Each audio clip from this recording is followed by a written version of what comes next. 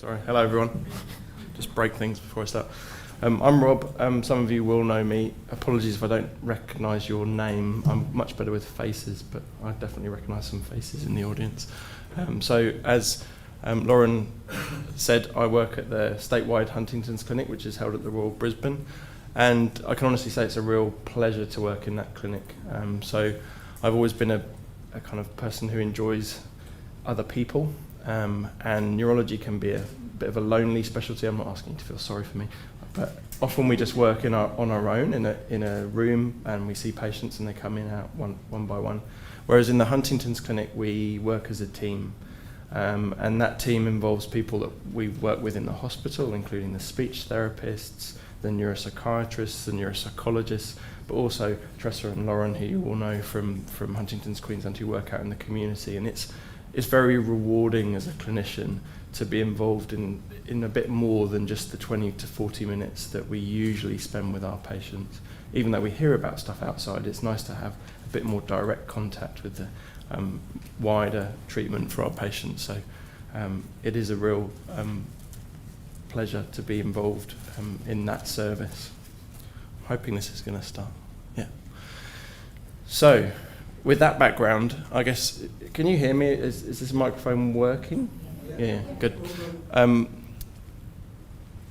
It is a very exciting time to be a neurologist. So, hopefully you don't think I'm that old, but even when I started in neurology, and I'll tell you, I qualified nearly 20 years ago, it was really seen as a diagnostic specialty. And certainly 100 years ago, there were no treatments for neurological disease. In the late 60s, early 70s, we developed some symptomatic treatments, I wasn't even born, but there were some treatments for things like Parkinson's disease. But as Julie says, when it comes down to it, many of our treatments remain symptomatic rather than getting at the actual cause of the problem, and particularly in neurodegenerative disease. So my areas of interest and the patients I see have conditions like Parkinson's and Huntington's and dementias, and we're good at treating some of the symptoms in some of those conditions, not so good in other areas. So in Alzheimer's, we don't really have a great deal that even helps with the symptoms, but we don't have anything for any of them at the moment that gets at the nub of the problem and really treats the cause of the condition. And so last week I was in Philadelphia at the Academy of Neurology annual scientific meeting, which is a huge meeting attended by almost 15,000 people, so it's quite overwhelming and you have to be very kind of selective about which talks you go to. But the general feeling from the lectures and from attending the exhibits in the exhibition hall was of how many new therapies and new kinds of treatment, so not more of the same old stuff that perhaps we've been seeing since the 70s, like levodopa for Parkinson's disease, but all these novel ways of treating patients, both in terms of gene therapy and other kind of exciting, maybe introducing viral vectors into the brain. These are new technologies that we haven't had before. So there seems to be a kind of new window into treating perhaps neurodegenerative disease that hasn't existed before. And as Julie said, Huntington's disease may well be one of the first to benefit from these novel therapies, and that's partly because we understand quite well why it happens. So to take Alzheimer's as an example where we don't really understand these things, Alzheimer's causes proteins to accumulate in the brain, and there have been hundreds of studies, as Julie said, some of which have been targeted at removing those proteins from the brain. But the truth is, we don't know why those proteins get there, and even if we did, we don't know whether they're the real cause of the problem or if they're just a byproduct of something else. Whereas in Huntington's, we have the advantage of knowing why the protein is abnormal, and if we can prevent abnormal protein being created, then it makes sense that that treatment would work. So in a sense, we're already ahead of the game compared to other neurodegenerative conditions. And perhaps the reason that fewer trials have been done in Huntington's disease, or obviously the reason is because there are fewer patients suffering with the condition. But it doesn't mean it won't be at the kind of vanguard or at the forefront of understanding these processes for the future. So I just wanted to recap, because I think it's so important to understand what we know. So we know that Huntington's is a genetic condition, and we all have a Huntington's gene, but most of us have a normal range length of what are called CAG triplet repeats. So they encode a certain amino acid. So the DNA is a template, which then gets interpreted by copying it into something called mRNA that then gets turned into proteins. So you can imagine if the template's a bit out, then the copy gets a bit out, and so the protein can go a bit wrong. And in general, the more of those repeats you have, the more abnormal the protein that gets produced is, and therefore the more likely you are to be symptomatic earlier in life, or the more severe your disease might be. So what we're talking about, a bit confusingly, is the Huntington gene. So geneticists aren't always the most inventive in their naming, and they often call the gene the same name as they call the protein, which can make it a bit confusing. So they're both called the Huntington, but what we're talking about is trying to reduce the abnormal Huntington protein by stopping the transcription of abnormal Huntington genes.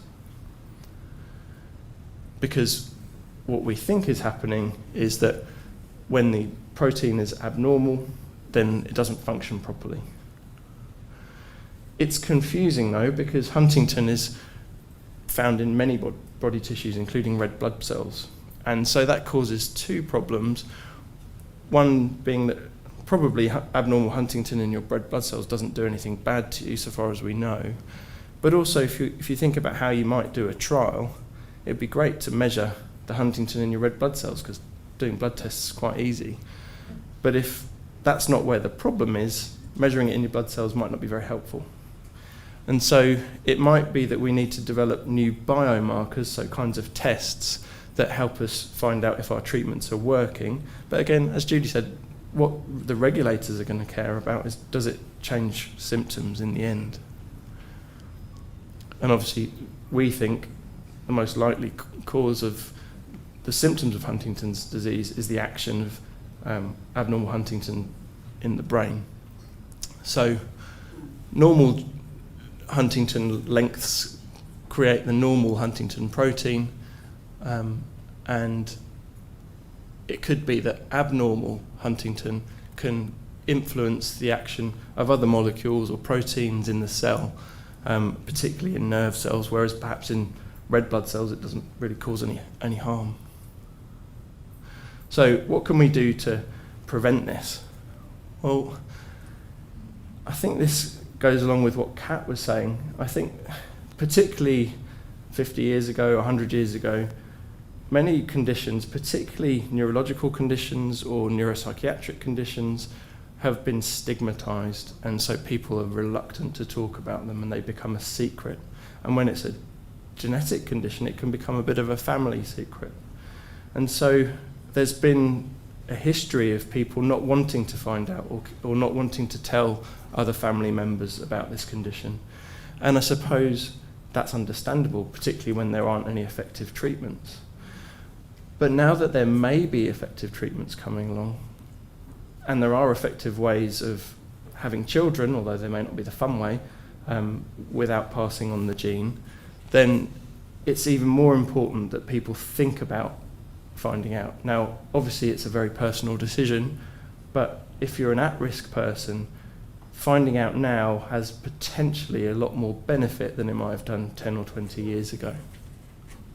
So partly that's because of preconception counselling, and I'm not trying to tell you how to vote tomorrow, but I think free IVF should be available to people with genetic conditions. I don't think anyone's campaigning on that, but what about those people who have already know that they're carrying the gene because they're not going away?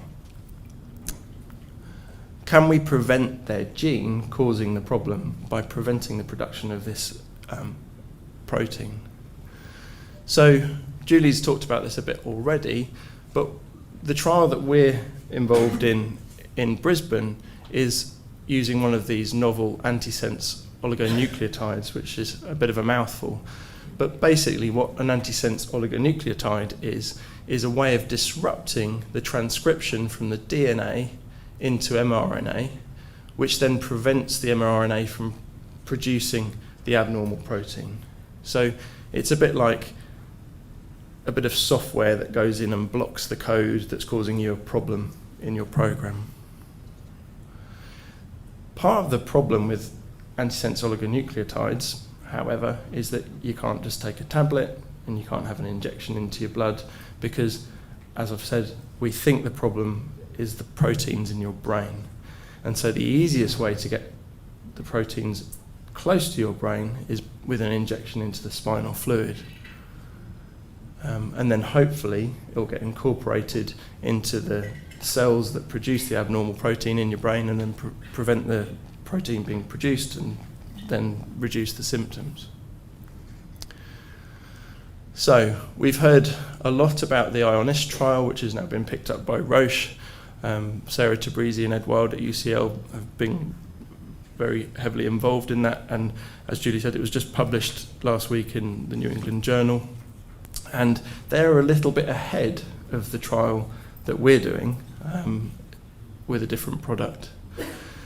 So our trial is a bit like IONIST was 5 years ago, I suppose. That's not to say that it's not going to work as well or less developed. It's just that the phases of clinical trials are in different places. So that's a mistake, sorry. It should say phase 1, 2A.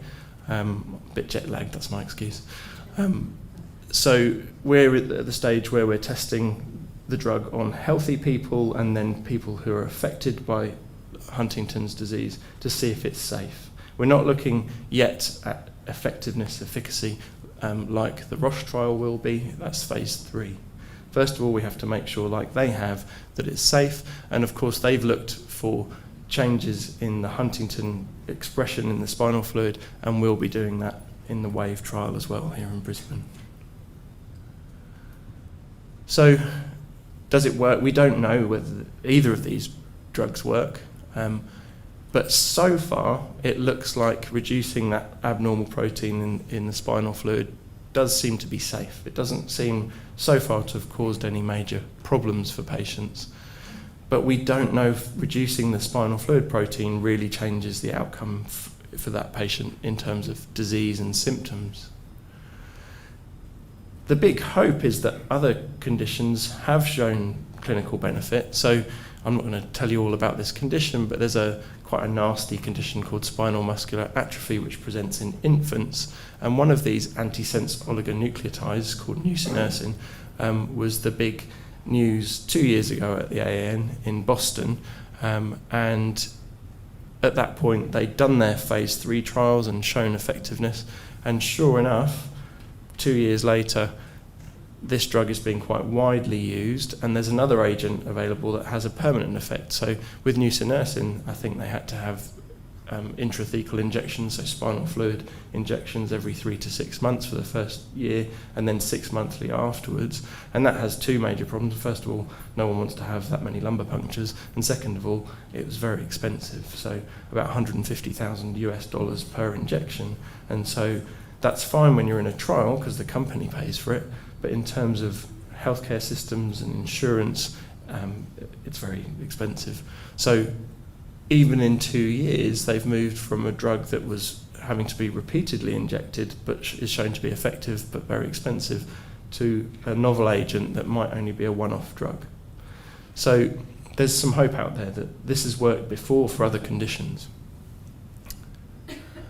But what we don't know is, will these drugs that we're trialling have the same kind of effect in Huntington's disease, because they're very different conditions. So I think as much as we're very excited to be doing these tests, we also have to temper that enthusiasm and excitement with being realistic. So even though we might change the biomarker, so the level of the protein in the spinal fluid, that might not affect what happens in the disease. So we have to wait and see. But we'll only find out by doing trials. So I'll skip over this because Julie's kind of talked about it. So our trial is in phase 1 and phase 2, so it's 2A, so looking at the safety and in patients. It's not really 2B, which is the effectiveness, although we might pick up on some effectiveness signal, but primarily it's to look and see if the drug is safe. So the company I've been talking about is called Wave. So they're based out of Boston in the US, and they're concurrently looking at 2 agents with these code names. They don't give them trendy names until they get to market. And they're running multiple sites around the world all the time. So this trial is already up and running in lots of different countries and in lots of different cities around the world. And you can see that despite the multiple sites being involved, the numbers they're aiming to recruit aren't that big. And that's probably because it's difficult to recruit the kind of patients that fit the mould perfectly. So there's obviously lots of excitement and interest in being involved in these trials, but you can imagine that when they're investing millions of dollars in doing a trial, they want to get the best results for that trial as possible, so they're quite strict about who can take part. So at the moment, this trial is looking at patients who carry the Huntington's gene, so they have to have at least 36 CAG repeats. But more than that, they're looking at another genetic marker, if you like, called SNP1 or SNP2. And so patients, even though they may have had a genetic test proving their Huntington's gene, will also have to have their blood sent again to look for the SNP1 or SNP2. So straight away that will rule out some people because they won't have the right kind of variant that this trial is looking for. The second kind of inclusion criteria in the trial is to have some symptoms. So, you know, in time, I imagine, if these drugs work, we'll be wanting to do trials and treat patients who don't have symptoms yet, because just like in multiple sclerosis, why would you want to wait until you have disability? You'd want to be treated before that happens. But to begin with, and in this trial, we're looking at patients who have symptoms but who aren't too severe yet. And we can talk about why that might be later on. So it's a placebo-controlled trial, so even if someone does get through the screening process and is thought to be suitable for the trial and they have their lumbar puncture, they still might not get the active drug, because obviously in testing the safety of an agent, you need to compare with placebo, because there's always an adverse event rate in any trial, so people get headaches and things like that, and we need to compare with placebo to see if that's just a chance event or if it's genuinely due to the drug. And some patients will receive one dose and some other patients will receive multiple doses, and in a second cohort of patients they'll receive bigger doses. So just like the Roche trial where they looked at it, Julie showed you that graph of different doses, so similarly the Wave trial is going to try different doses because it's still at the stage where we don't really know which dose is going to be effective. So we're looking for mildly symptomatic gene-positive patients, not asymptomatic or severely affected patients just yet. But many people think they're asymptomatic and aren't quite aware that they've had symptoms. So it's probably still, if you know people who are interested or keen to be in trials, them coming along and us deciding whether they're eligible rather than deciding not to turn up. Because the screening's quite straightforward. So there's a clinical assessment which will be done by me or one of my colleagues, and if we think clinically that someone's appropriate for the trial, then we'll send off the blood for those fancy genetic tests, and that gets sent to the States. And so it's not that big of a deal to be screened. And there's also no major commitment. So if anyone gets screened and they then decide not to be in the trial, even if they are selected, that's also okay. So there's fairly simple inclusion criteria. I just want to highlight, so it's between age 25 and 65. People who are very overweight can't take part because of the lumbar puncture being a bit more tricky, and we can't do the lumbar puncture using X-ray imaging, which is what we do in people who are a bit bigger. And those genetic tests will determine the suitability for being in the trial.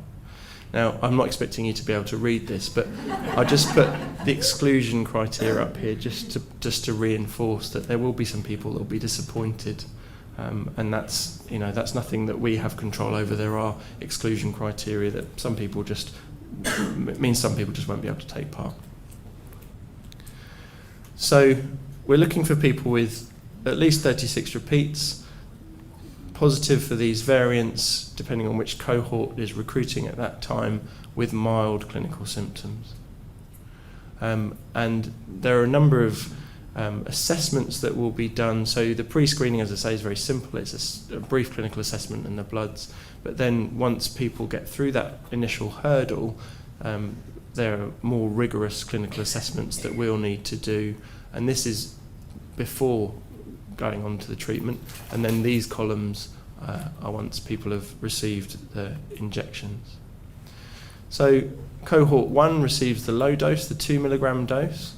The sentinel patient, they're called, so the first patient in each cohort is monitored for a couple of days, so they'll be in hospital for 2 days just to make sure nothing untoward happens, whereas the remaining patients, it's the first two, after the first two, will be in for a shorter period because we'll be more confident then that there's no problems.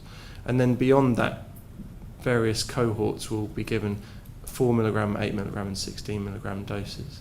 And there's also a second multi-dose part to the trial. So I guess I'm not expecting anyone to remember how the trial's set up. I struggle with that myself sometimes, but the point is there are multiple opportunities to be involved despite the relatively low numbers. So when I tell people, and the most often situation that I do this is when I'm seeing patients with multiple sclerosis about having a lumbar puncture, a lot of them get a bit freaked out, and that's understandable. And this is easy to say because I'm the neurologist and I've never had one, but we think of it as being a bit like a blood test. It's no more of a big deal than that. But it obviously is to the patients. But I just want to reassure you that it's a very safe procedure. So I would advocate what Kat had, which is a sitting up lumbar puncture. Was yours sitting up? Yeah, sitting up. Yeah. I'll show you the video. Yeah. And the reason is when you lie down, so this is the traditional way of doing a lumbar puncture, your spine curves into the soft mattress, and so it can make it a bit trickier. So I would recommend patients have them done sitting up, but if you go to a different centre and you have it lying down, please don't complain. It's better to have it done the way they're used to doing it. But anatomically, your hips, so that you can feel them yourself, they're called the iliac crests. So those big pelvic bones that you can feel about here are at L4-5. So that's level L4-5 in the lumbar spine. And the spinal cord ends way up here. So that's at L1-2. So people are often worried that by having a lumbar puncture they're going to get paralysed or their legs won't work or something awful like that. And the truth is we wouldn't do them if that were a risk, but it's not. So there are nerve roots down here, and when a needle goes in, sometimes the needle can jangle against those nerve roots, and the effect of that is to get some electric shocks down your legs. But if that happens, we just move the needle a little bit and it stops. So it can be, and it doesn't happen very often, but that's the worst thing that usually happens. And before we put the spinal needle in, you have some local anaesthetic for the skin. It doesn't go all the way down as far as that usually, so you can usually feel some poking and prodding. And depending on how straightforward or easy it is, there'll be more or less poking or prodding. So it is generally the case that in really skinny people it's a bit easier because you can feel the bones and you can aim your needle quite easily, whereas in less skinny people it can be a bit more of a struggle. But in general, once you're good at them, it's fairly straightforward. And so we can both take spinal fluid out, so filling this syringe if you like, but we can also inject the investigational product. And in this trial we'll be doing both. So we're measuring the Huntington protein in the spinal fluid, so we need to take samples, but we also administer the drug into the same space. And obviously we can do those things at the same time. So some patients, well, all the patients that have the injection will have multiple lumbar punctures, so they'll get quite used to it. So where are we going to do this? Well, some of you already come to the Royal Brisbane. I should have worked out which floor this is, but that must be 9, so we're up there. So our clinic is at the Royal Brisbane, and if you come to the clinic and you meet the criteria, then we'll be very happy to screen you. If there are people that don't want to come to the clinic, and some patients even with symptoms don't want to come to the clinic, and that's understandable, sometimes they find it all a bit too much and overwhelming, we're happy to see you outside of the normal clinic time. But in general, we'll recruit patients at the Royal Brisbane. Our study coordinator, who's a very experienced research nurse called Liz Arnold, works at the University of Queensland and UQCCR, which is just next door. So if you're looking at UQCCR in this picture, standing in the road, the hospital's just behind you, so you can see they're very close. And Liz might take potential recruits over to UQCCR to take their blood, do any questionnaires, take down details and that kind of thing. So you're kind of away from the clinical environment anyway. And within UQCCR, there's a imaging facility. It's a bit hard to get a decent photo because it's up on the 3rd floor inside, but we've got very modern state-of-the-art MR scanners up there. So they're again separate from the hospital and in a kind of research, bit more relaxed, bit less rushed environment. So if you are in the trial, then you'll get your scan done there. And that's the outside of Herf, which doesn't really tell you much. So it's all on the same campus. So if a patient gets that far and gets to the point of having the injection, that will be done at a place called QFarm, which is a clinical trials unit. So it's not part of the hospital, it's a separate entity where they specialise in doing clinical trials, and you would stay, it looks just like a hospital, but honestly it's much cleaner and much nicer than a normal hospital, and that's where you would stay. And they even have facilities for a relative to stay with you in an adjoining room if that's what you want. But I put this picture up just to point out how everything's kind of co-located. So that's the main hospital where we're on the 7th floor. This is UQCCR, which contains Herf, and QFarm is sort of in between those two buildings, but again it's quite difficult to get a photograph of. So Royal Brisbane, QFarm's here next to QIMR, and UQCCR is right in between. So they're all right close together. So it's going to be easy for people to go between the different places without getting lost. So who's doing this trial? Well, I'm the principal investigator for our site. It's also being done in Melbourne, and Julie's the kind of top person in Australia and coordinating everything. They're also doing this trial in Sydney and Perth. So I think, is that right, Julie? Have I missed anywhere? That's it. So many of you will know John O'Sullivan, who works in the clinic with me, so he's an associate investigator, and Matt Katz, our movement disorders fellow, is the other doctor on the trial. But probably the person anyone involved will have the most contact with is Liz Arnold, who's the study coordinator and research nurse at UQCCR. But many of you will already know Lily Tang, who's our clinical nurse at the Royal Brisbane, and she'll certainly take details of anyone who's interested in being involved. So, I don't know. Oh, I've talked for long enough, good.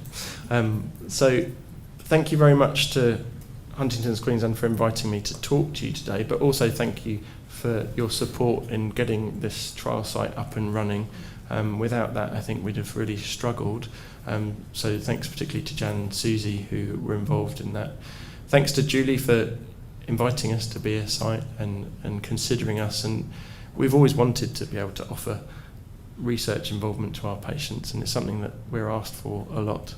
Apologies to Teresa, I've spelt her name wrong. No, I know. I was guessing. I was nowhere near, apparently. But it honestly is a pleasure to see both of you every month at our clinic and get your insight into the things we don't necessarily find out about in the 20 minutes that we get to talk to our patients. But most of all, thank you to our patients, their families and their carers for the privilege of being involved in their lives and hopefully maybe involving some of you in our research. Thanks very much.